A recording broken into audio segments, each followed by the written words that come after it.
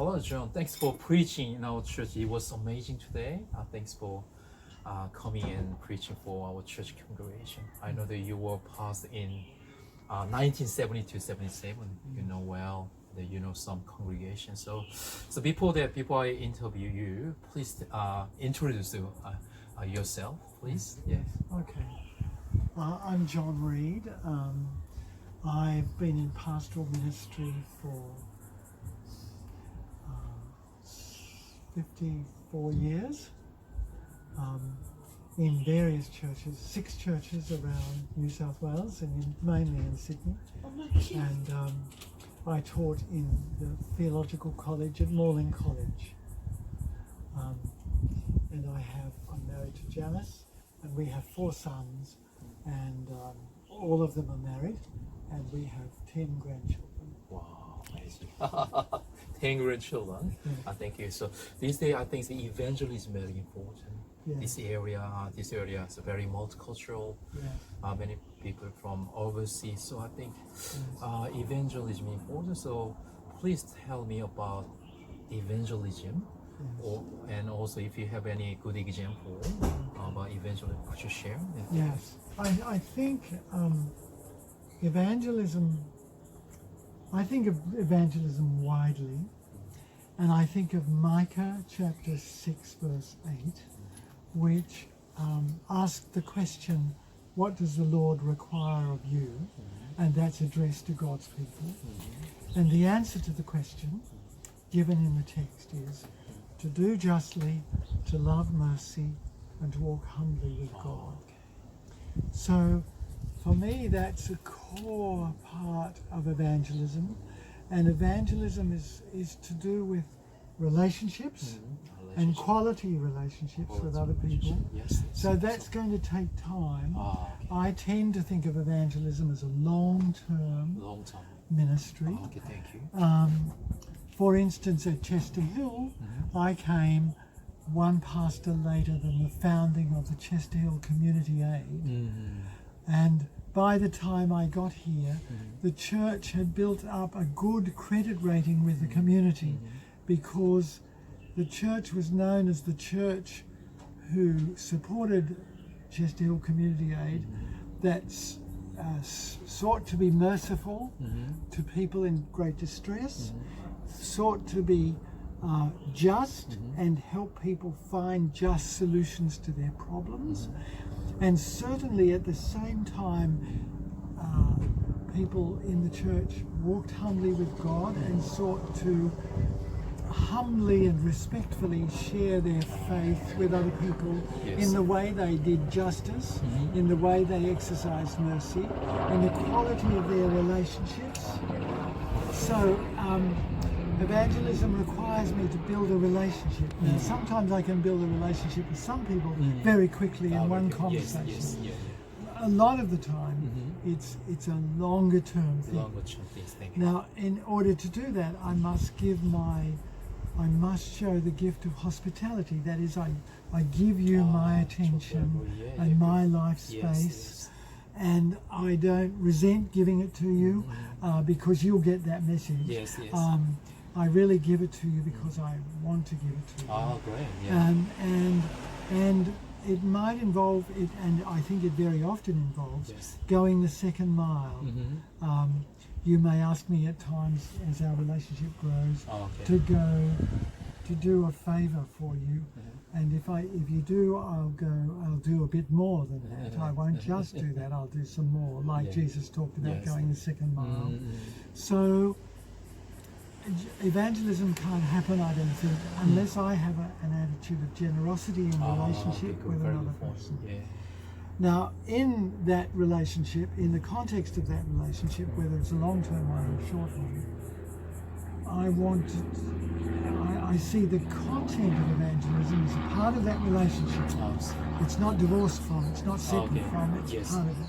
And then in that context, when opportunity presents itself, and when you, the other person who's not yet a believer, trusts me and has some well-founded trust in me, I will start telling them the story. They may ask me, why do I spend time with them? Or why am I like this? Why am I in the ministry in my case? Yes. Or why am I kind? Or then I have an opportunity to tell something of the story of Jesus. Oh. And so instead of giving them just cold facts about the gospel, I give them the story of Jesus. Yes. Now, personally, I'm not a details person. I'm not an engineer. I'm not a scientist. Yes. I'm a broad strokes person. Yes. Yeah. So my approach to evangelism, and I think this is true for a lot of people, is I tell you the story of Jesus. And I tell you my story about Jesus. So I do two things. I share the heart of the story of Jesus, and I share how that impacts me. Oh, great. I was raised in a non-Christian family. I had a Christian grandmother who shared her story of Jesus often with me.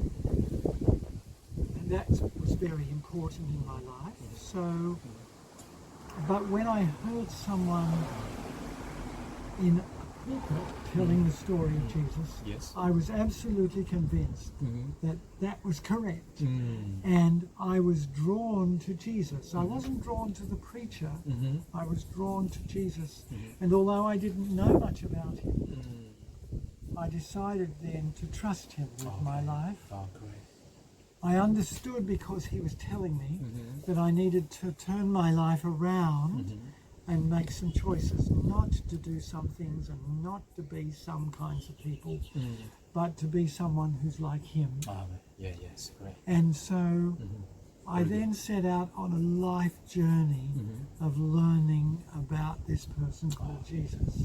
And that involved me becoming a student of the Bible. Now, I, of course, did that later professionally as a trainee theological student, but much more importantly than that, when I was a teenager, I was trying to understand the Bible for myself and read it regularly and talk to God. My parents didn't teach me how to talk to God, so I had to learn how to talk to God with the help of the Bible and with the help of my grandmother. And the help of other Christian friends. So that led me into the church. I was not taken to church on a regular basis prior to my coming into a relationship with Jesus. So evangelism is not about getting a person to come to Jesus. It's more to come to church. It's more than that. It may include that, but maybe not straight away. I talk about Jesus, and I listen to their questions about Jesus, and I answer those questions as honestly as I can. So, in telling the story, evangelism recognizes the importance of story. I need to be very sincere, and I probably need to admit to them, even though I find this a bit embarrassing, that I'm not a perfect person. And although people put ministers on pedestals, I don't deserve to be on a pedestal. I'm just an ordinary person. I'm not a freak. I'm just a normal person, and I make bumbles. You just have to ask my wife or my children; they'll know.